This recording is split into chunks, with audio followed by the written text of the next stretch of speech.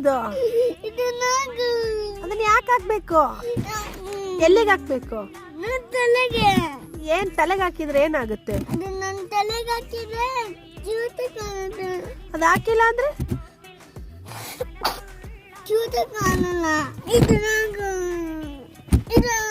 ಅದೇನದು ಹೆಸರೇನು?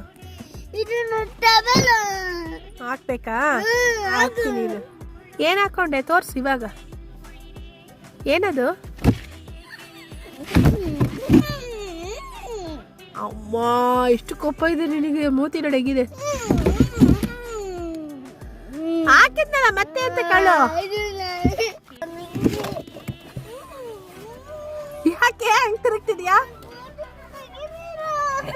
ಯಾಕೆ ಫೋಟೋ ತೆಗಿಬಾರ್ದು?